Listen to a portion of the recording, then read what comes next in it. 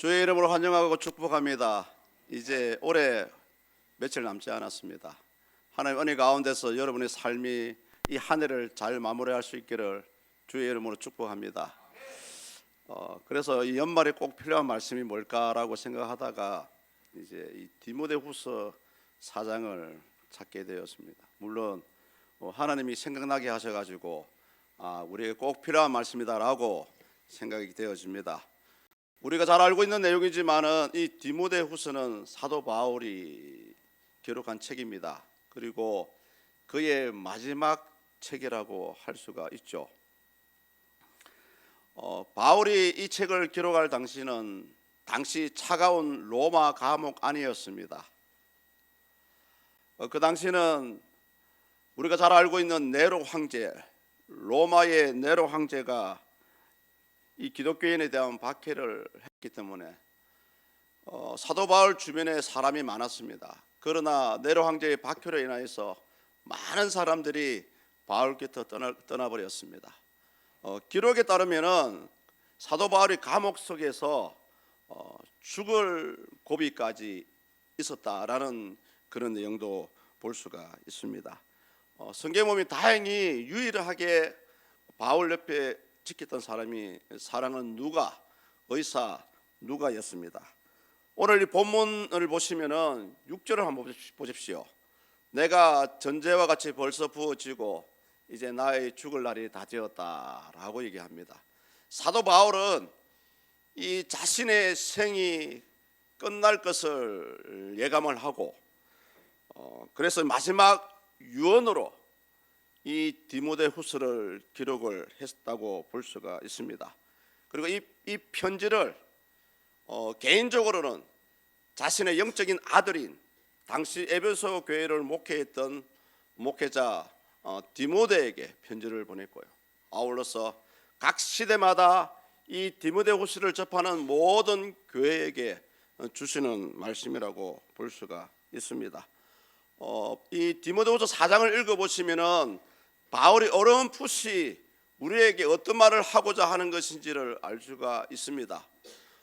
전도자이든 사역자든 우리 평신도들 간에 예수 믿는 모든 사람들의 궁극적인 목표는 복음 전파에 있습니다. 그러나 오늘 우리는 이런 복음적인 사명을 누구나 가지고 있지만은 현실적으로 이 사명대로 살아가기가 쉽지가 않습니다.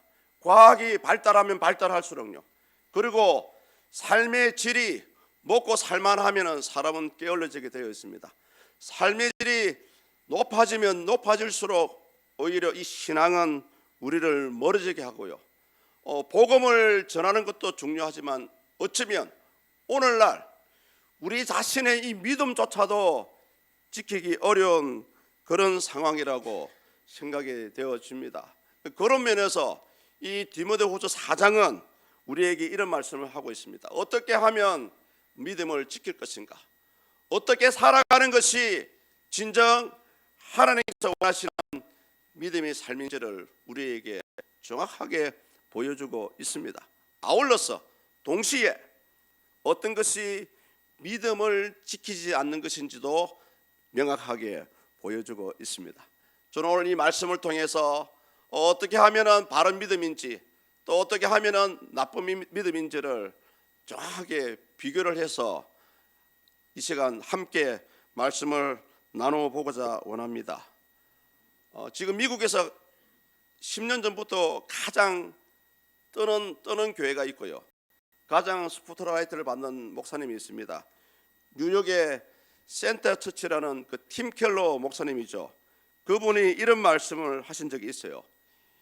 기독교는 이제 사람들에게 불쾌할 뿐 아니라 이해할 수 없는 것이 되어가고 있습니다. 그렇게 많은 교회를 부흥을 시키고 그렇게 많은 성도들이 있지만은 정작 현실을 바라보는 이 팀 켈러의 목사님의 눈에는 이제 제3자들을 볼 때에 불신자들을 볼 때에는 이 기독교인들은 마치 조금 가장되게 설명하면은 세상의 악각 같은 그런 이미지로 과거에는 조금 불편하다, 전도를 받으면 조금 불편하다 그런 생각을 가졌다면 지금은 예수 믿는다, 교회 다닌다 하면은 아예 불쾌할 정도로 대하고 있다라는 사실입니다. 이처럼 저와 여러분들은 우리 기독교가 빛과 소금의 종교로서의 어떤 대접을 받지 못하는 이런 안타까운 현실을 지금 살아가고 있습니다. 이러한 때에 믿음을 지킨다는 것은 말처럼 쉽지 않은 줄로 저 역시 알고 있습니다. 그러나 미국의 클리브랜드의 파크사이드 교회 담임하시는 알리스테어 백 목사님은 자신이 기록했던 책 이런 세상에서 어떻게 믿음을 지킬까라는 책에서 이 믿음에 대해서 이렇게 말씀하고 있습니다. 제가 한번 읽어보겠습니다. 믿음을 지키는 것은 언제나 어려웠다. 믿음을 가지는 것도 어렵지만 지켜나가는 것은 더 어렵다. 특히나 코로나 시대가 되면서 믿음 지키기가 어렵다고 말한다. 그렇습니까? 그러나 성경을 보면은 믿음을 지키는 것이 어려운 시대는 지금보다 더 많았다라고 얘기를 합니다.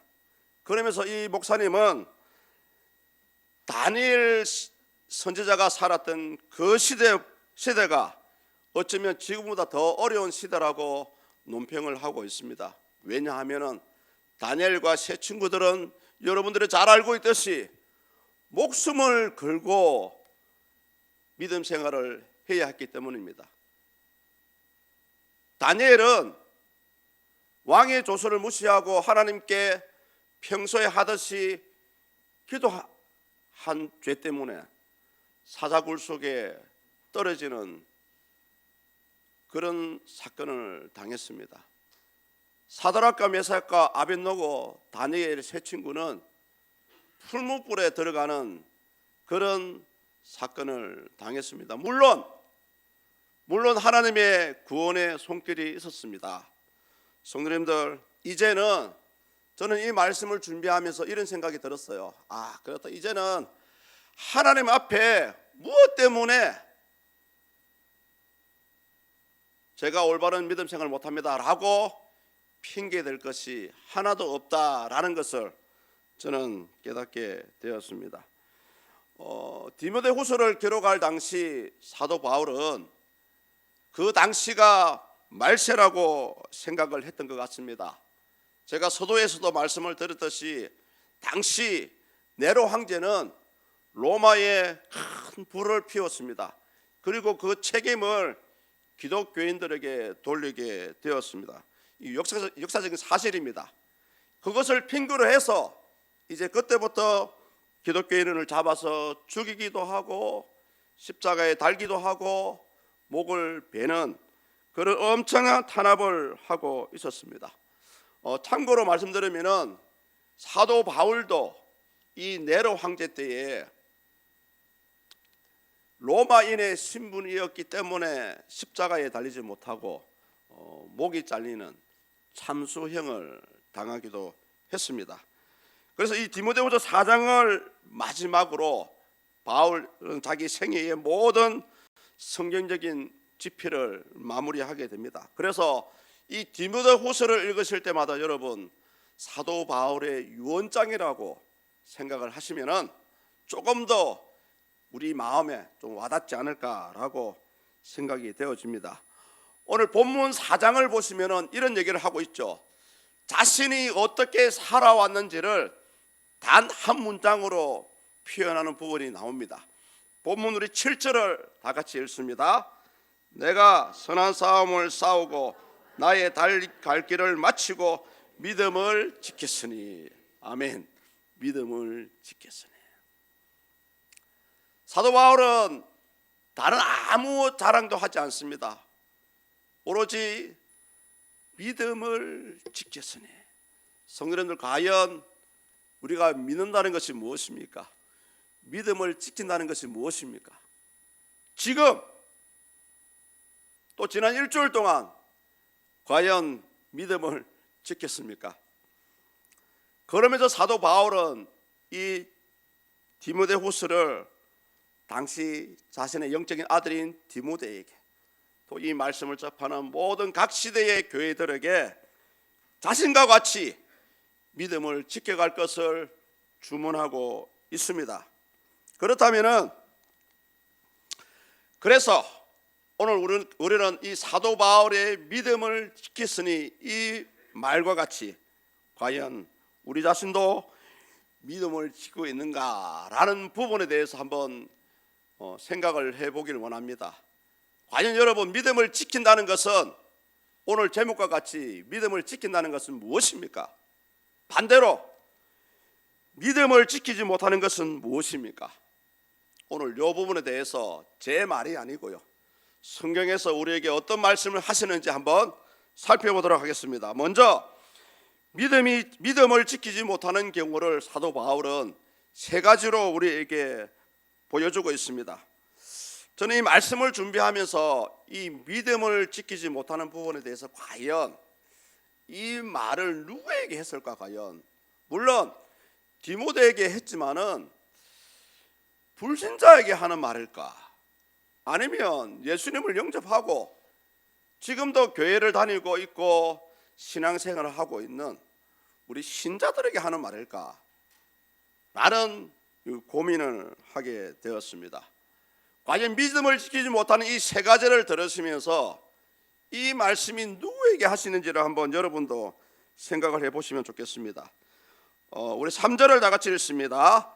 때가 이르리니 사람이 바른 교훈을 받지 아니하며 귀가 가려워서 자기의 사욕을 쫓을 서성을 많이 두고. 아멘. 저는 이 말씀을 통해서 불신자에게 주는 말씀이라고 생각이 되어지기도 합니다만 오히려 오늘을 살아가고 있는 믿는 자에게 주시는 말씀이 아닐까라는 그런 생각을 해봅니다. 때가 이른다는 말씀은 말세 때를 얘기합니다. 아울러서 각 시대를 살아가는 그 당시를 얘기하고 있죠. 지금 많은 신학자들은 지금도 우리가 말세를 살아가고 있다 얘기하면서요, 말세 지말이라는 표현을 씁니다. 들어보셨죠? 말세 가운데 맨 마지막 끝자락에 와 있다라고 얘기합니다. 우리가 예수님이 언제 오실지는 아무도 모릅니다. 또 그런 말을 해도 안 돼요. 몇십 년 뒤에 예수님이 오실 것이다 라고 말하면 비성경적이죠. 그러나 많은 기도하시는 목사님들이 이구동성으로 하는 말이 어쩌면 내 당대에도 이것을 볼 수 있지 않을까라고 얘기하시는 분도 계세요. 또 어떤 분들은 향후 조금 더 나가서 조금 더 자세히 얘기해서 향후 3, 4년 안에 오지 않을까라고까지, 이거는 공식적으로 하는 말이 아니고요, 목회자들끼리 얘기할 때에 그렇게까지 또 말씀하시는 분이 있습니다. 보십시오. 지금은 우리는 어쩌면 하나님이 생각하는 마지막 가운데 마지막을 살아가고 있다라고 볼 수가 있습니다. 이러한 때에 구원받은 분들, 특히 우리 서문에 오신 새가족분들 진짜 복 받으신 거예요. 아멘. 보십시오. 사람이 바른 교훈을 받지 않는다라는 말씀이 그 3절 중반에 나오시죠. 여기서 받지라는 뜻은 뭐냐 하면은 원문에 들어가 보니까 아네코라는 그런 헬라어로 미래형으로 표현이 되어 있어요. 그 뜻은 뭐냐 하면은 스스로 참고 견딘다는 말입니다. 그래서 이 3절 이 부분에 대해서 사람이 바른 교훈을 받지 아니한다라는 이 말씀을 성경적으로 원문적으로 다시 재해석을 하면은 예수님의 복음이 선포가 됩니다. 그러나 사람들은 그 말씀을 받지를 못하는 거예요.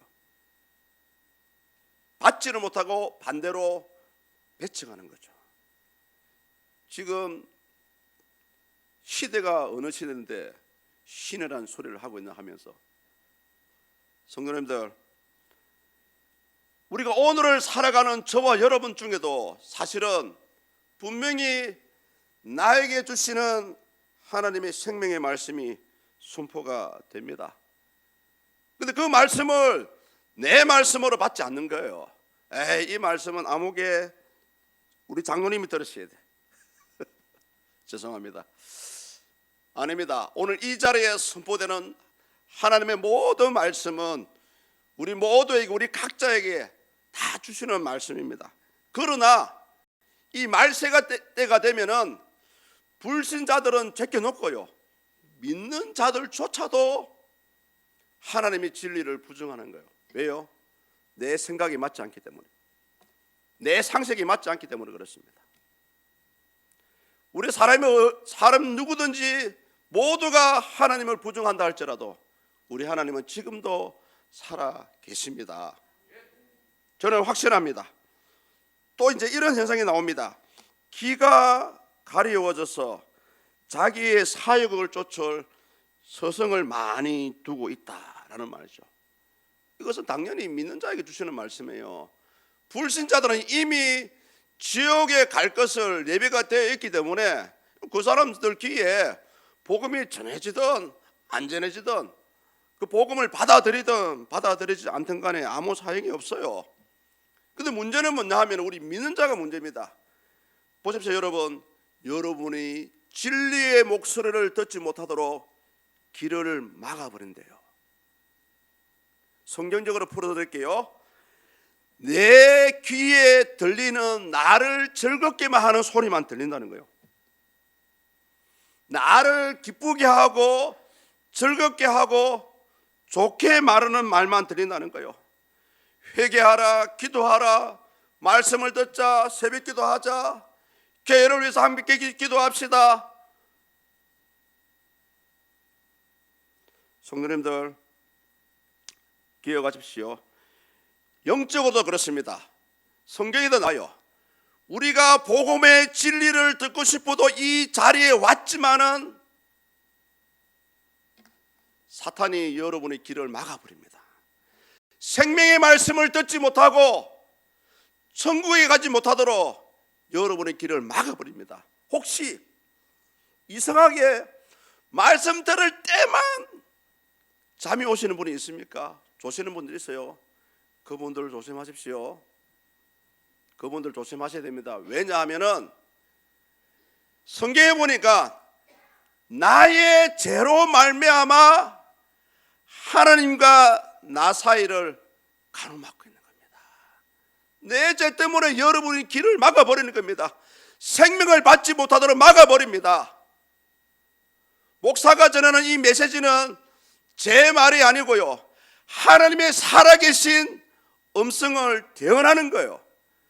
살아가는 주의 종이 외치는 그 소리가 여러분 귀에 들리지 않는다면 딱 두 가지 문제입니다.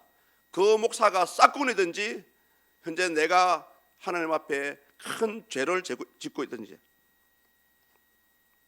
그런 분들이 있다면 하루 빨리 회개하십시오. 빨리 회개하십시오. 그런데 성경에 보니까요, 방금 읽었던 본문 3절과 같은 현상이 이미 구약의 예레미야 선지자가 이미 예언을 했더라니까요. 예레미야서 5장 31절입니다. 우리 화면을 보시고 혹시 준비가 됐나요? 예레미야서 5장 31절 제가 읽어드려 보겠습니다. 선지자들은 거짓을 예언하며 제사장들은 자기 권력으로 다스리며 내 백성은 그것을 좋게 여기니 마지막에는 너희가 어찌하려느냐. 제가 한 번 더 읽어보겠습니다. 너무 중요한 말씀입니다. 선지자들은 거짓을 예언하며, 주의 종이라는 사람들이 하나님의 전해라는 말씀을 전하지 않고 자기의 욕심에 따라 말씀을 풀고 전하는 거예요. 또 그런 말을 들은 여러분들, 그런 사람들도 같이 그 영이 죽어가는 겁니다. 내 백성은 그것을 좋게 여기고 있다라고 말씀합니다. 같이 한번 읽습니다. 시작.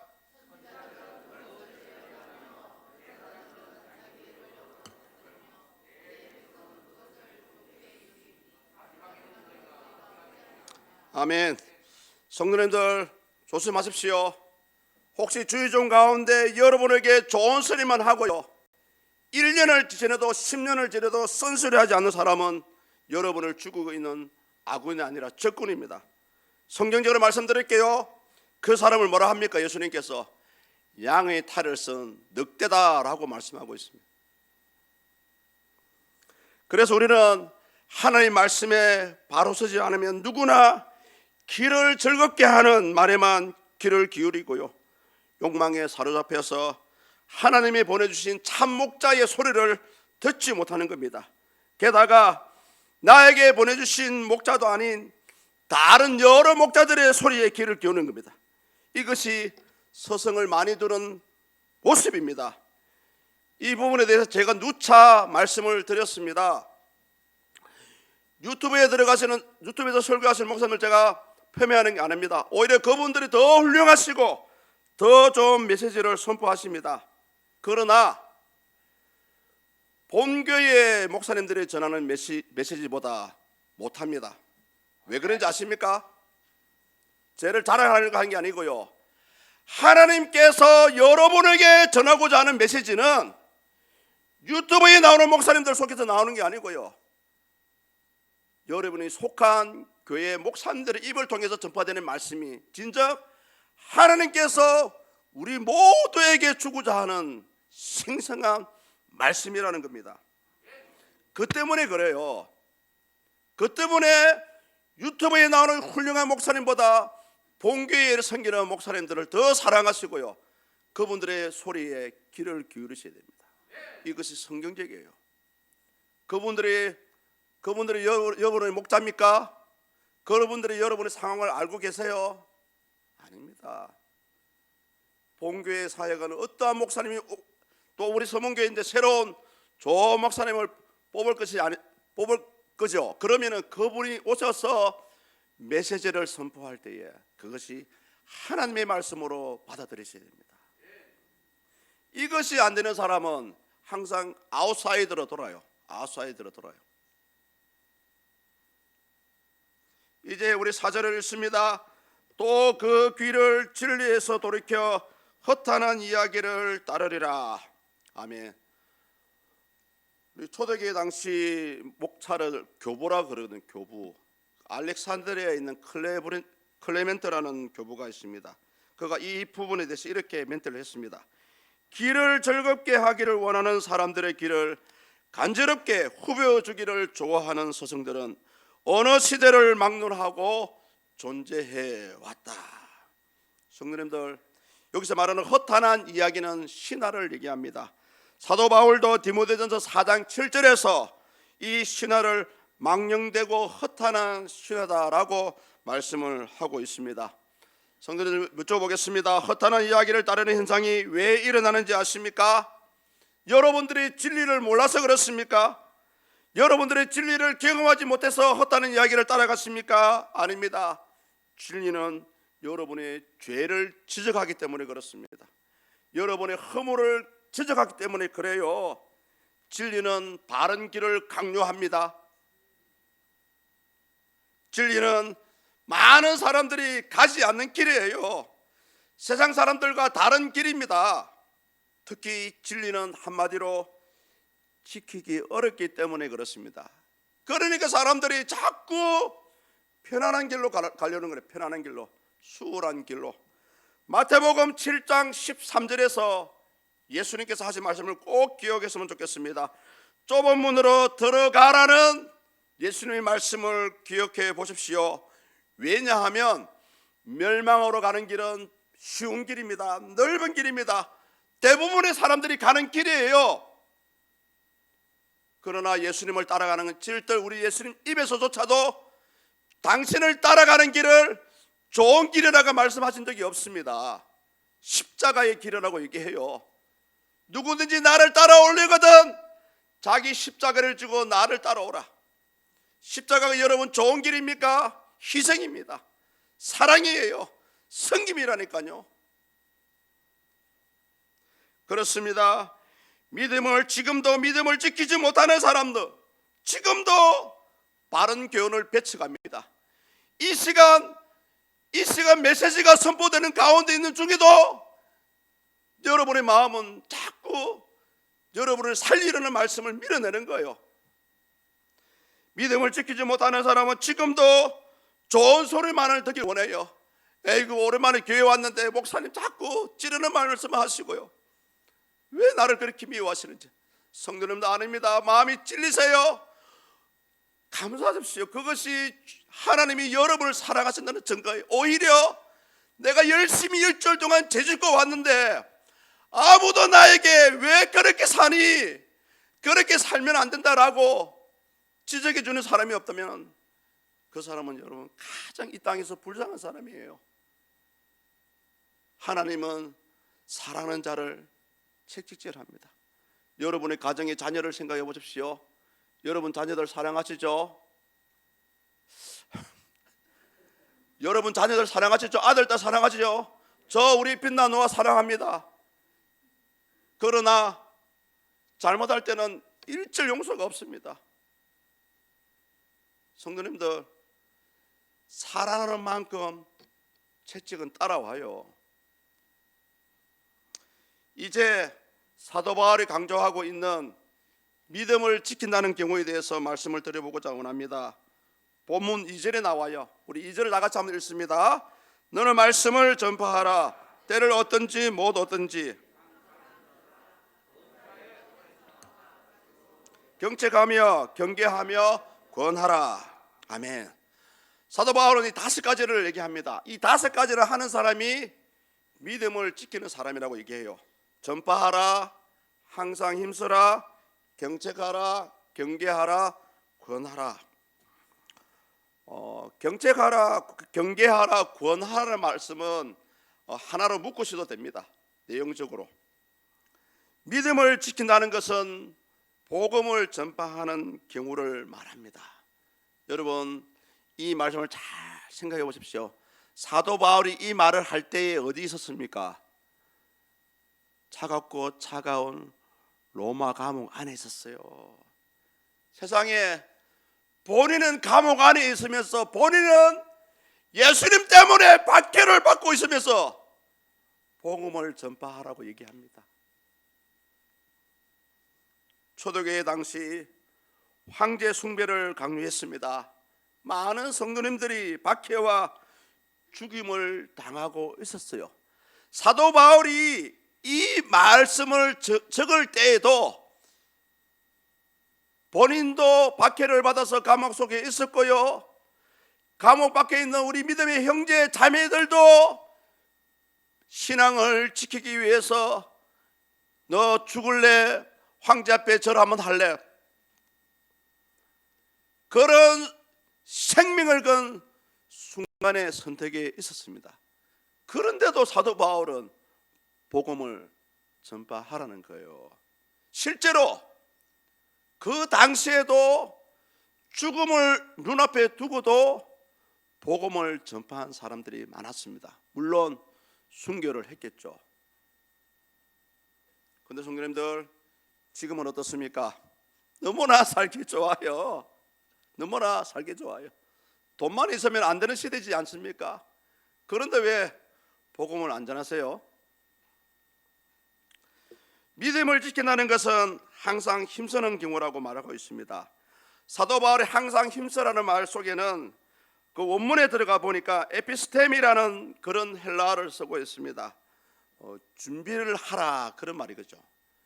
복음을 때를 얻든지 복음을 전할 좋은 기회가 있든지 또는 때를 못 얻든지 복음을 전할 상황이 아니라 할지라도 복음 전하기를 항상 힘쓰라는 그런 말씀을 하고 있습니다. 성도님들, 일주일 동안 열심히 살아오셨죠? 열심히 돈도 벌시고 사업도 하시고 친구도 만나시고 교제도 하시고 자녀들을 돌아보시고, 과연 그것이 누구를 위해서 살았습니까? 누구를 위해서 살았어요? 믿음을 지킨다는 것은 경책하는 것이라고 얘기합니다. 저는 이 우리나라 성경책을 볼 때마다 좀 현실적인 번역을 해주시면 너무나 좋았다라고 생각합니다. 경책이 무슨 뜻인지 아세요? 아무도 몰라요. 사실은 안 쓰는 단어예요. 이 원문에서는 증거를 대다 유죄를 판결하다라는 그런 의미를 가진 단어입니다. 다시 얘기하면은 혹시 우리 믿음의 형제 자매들 가운데 또는 이 주의 교회가 혹시라도 잘못된 길을 걷고 있다면은 명백한 증거를 제시해서 다시 한번 우리의 신앙이 우리 교회가 바른 길로 갈 수 있도록 각성하게 하는 것이 바로 여러분 경책입니다. 그런데 어떤 분들은 잘못한 걸 보고도 모른 척 해요. 디도서 1장 13절에 보니까 이런 말씀을 합니다. 경책하는 방법을 설명하고 있는 말씀입니다. 이 증언이 참되도다. 그러므로 내가 그들의 엄히 꾸짖으라. 이는 그들로 하여금 믿음을 온전하게 하고. 엄히 꾸짖으라. 성도님들, 다른 모든 것은 자녀에게 또는 옆에 계신 분에게 양보하셔도 됩니다. 그러나 진리만큼은 절대 양보하시면 안 돼요. 우리 교회는 이 진리가 무너지면은 다 무너집니다. 좀 쉽게 말씀드릴게요. 성경 말씀의 무시를 당하거나 성경 말씀을 우리가 다르게 해석하게 된다면은 큰일입니다. 이 부분에 대해서만큼은 절대적으로 여러분 용서를 하시면 안 됩니다. 지금 현실은 저와 여러분들에게 많은 도전을 주고 있는 시대입니다. 특히 저는 되도록이면 예배 시간에 이 말을 안 꺼내려고 그랬는데 동성애예요. 동성애. 하나님은 분명히 남성과 여자라는 여성을 창조하셨고요. 그 둘이 한 가정을 이루도록 만들어 놓으셨습니다. 그런데 얼마 전에 미국 바이든 대통령이 공식적으로 동성애자를 인정한다는 법에 서명을 해버렸습니다. 미국이라는 기독교 나라에서 서명을 해버렸다니까요. 이제 그 사람들은 어느 주를 가든 간에 당당한 부부로서 대우를 받게 되었습니다. 성도님들, 다른 거는 용서하셔도요, 진리만큼은 용서하시면 안 됩니다. 혹여 이 경책하기가 어려운 경우도 있긴 있어요, 사실은. 그러나 용서를 하시지만은 그러나 그것은 잘못이다라는 것까지는 본인에게 가르쳐 줘야 됩니다. 그것이 바로 믿음을 지키는 겁니다. 사람은 실수를 할 수 있어요. 때로는 교회도 때로는 실수할 수도 있습니다, 성도님들. 그러나 사람은 용서하되 그 죄는 용서하시면 안 됩니다. 지금 경책이란 말이 이 말씀입니다. 또 믿음을 지킨다는 것은 경계하는 것입니다. 경계하는 것. 성경에 보니까 경계한다는 말은 비난하거나 벌을 주라는 말씀입니다. 벌을 주라. 어떤 신학자는 이렇게 말합니다. 결코 명백하게 드러난 죄가 있다면은 부드러운 말로 대해서는 안 된다라고 얘기합니다. 왜냐하면은 그것 때문에 그것을 지적해주지 않음으로 해서 그 영혼이 천국을 못 가고요, 지옥을 간다는 말입니다. 성도님들, 진리에 벗어나는 행동이 있다면은 절대적으로 그 사람을 용납해주도 안 되고요, 그냥 용서해 주셔도 안 됩니다. 이것은 구원의 문제와 같이 연결되어 있기 때문에 그래요. 마지막으로 믿음을 지킨다는 것은 권하는 경우입니다. 우문에는 위로한다, 용기를 준다라는 그런 말씀을 하고 있죠. 그래서 경책과 경계와 권하는 이 말을 한 가지로 이렇게 묶어서 얘기한다면은 우리가 위로할 건이 있다면은, 또 경고 줄 것이 있다면은, 또 지적할 일이 있다면은 위로가 동반된, 진정 그 영혼을 사랑하는 마음으로 사랑이 동반된 그런 경책과 경계와 위로가 필요하다는 것을 사도 바울은 얘기합니다. 특히 저는 이 세 가지는 아주 민감한 부분입니다. 오늘날 교회 안에서조차도 이 부분에 대해서 함부로 손을 못 대는 경우가 많아요. 그러나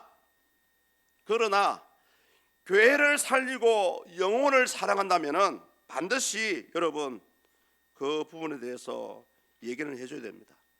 그래서 사도 바울이 뭐라 그럽니까? 범사에 오래 참고 기다림으로 이 일을 진행하라는 말씀을 하고 있지 않습니까? 성도님들, 사람의 잘못된 마음을 돌리는 방법은 죄를 지적하거나 무시하거나 잘못이다라고 하는 것보다는 오히려 여러분이 그 영혼을 사랑하는 마음이 동반된 위로, 이것이 필요하다는 것을 사도 바울이 얘기합니다. 성도님들, 제가 이제 말씀을 정리할 건데요, 과연 여러분 스스로 한번 생각해 보십시오. 내가 예수님을 믿는다는 것이 뭘까? 나는 그런 믿음을 지금 살고 있나? 그런 믿음을 지키고 있을까? 여러분 스스로 여러분 자신에게 질문을 해보십시오. 오늘 사도 바울이 말하고 있는 믿음을 지키는 것과 믿음을 지키지 못하는 경우는 그 당시에도, 그렇게 핍박을 당하는 그 당시에도 있었습니다. 믿음을 지키지 못하는 사람은 이런 사람들이죠. 예를 들어 볼게요. 로마 군사에게 잡혀서 내가 예수 믿는 사람인 걸 알아. 이 사람을 그 당시 황제 우성 앞에 데리고 갑니다. 직접 많은 사람들을 쳐다봐요. 그 자리에서 당신 한 번이라도 저는 예수님을 믿지 않습니다 라고 고백하면 살려줄게. 만약에 고백하지 않으면 너는 죽는다. 믿음을 지키지 않는 사람 대부분요, 다 그 자리에서 예수를 저주하고 다 떠나가 버렸습니다. 이런 모습입니다. 그 당시에도 있었고요, 이 시대에도 일어나고 있고요, 한국 교회 안에서도 비일비재하고 저와 여러분의 주변에도 있다라고 생각이 되어집니다. 부디 주님의 이름으로 간절히 부탁드립니다. 나에게 바른 교훈을 배척하거나 좋은 소리만 들으려고 헛다는 소리만 절대적으로 따라가지 마시기를 부탁드립니다. 그 길이 여러분 넓은 길이에요. 그 길이 멸망의 길이에요. 그 길이 여러분 지옥으로 떨어지는 길입니다. 지금도 예수님은 이 안타까운 마음으로 이 하늘을 마무리하는 이 시점에서 우리 서문교회에게 말씀합니다. 복음을 전파하고 힘쓰고 사랑이 동반된 경칙과 경고와 위로를 하여 믿음을 지켜나갈 수 있기를, 그렇게 지금 주님이 이 시간 우리에게 말씀을 하고 있습니다. 성도님들, 감히 주의 이름으로 부탁드립니다. 좁은 길로 가십시오. 여러분에게 좋은 말을 하는 사람을 멀리 하시고요, 오히려 주의 사랑으로 주의 말씀으로 여러분을 찌르고 지적하고 여러분을 힘들게 하는 사람을 가까이 하십시오. 제 같은 사람입니다. 성도님들, 마지막으로 간절히 축복합니다. 어찌됐든 사도 바울의 말처럼 오늘도 내일도 모레도 믿음을 지켜나가는 여러분의 남은 삶이 될 수 있기를 주의 이름으로 간절히 축복합니다. 이제 우리 다 같이 한번 기도하겠습니다. 하나님, 그렇습니다. 이 시간 믿음을 지킨다는 것과 믿음을 지키지 못하는 이 것을 통해서 다시 한번 나의 영이 회복되기를 원합니다. 진정 하나님 원하시는 삶을 살기 원합니다. 주여 도와달라고. 또 아버지, 다음 주에 우리 서문의 교회를 앞으로 이끌어갈 훌륭한 목사님을 세우고자 하는 공동회의가 열립니다. 은혜 가운데 진행되게 해달라고 기도하시고요. 또 우리 김용수 목사님 음식을 잘 섭취해서 그 영육이 힘을 얻어서 회복되게 해달라고, 또 이 부장한 종을 위해서 좀 기도해 주십시오. 새로운 귀한 사역을 이어가게 해달라고 우리 다 같이 한번 주여 한번 부르고 기도합니다. 주여.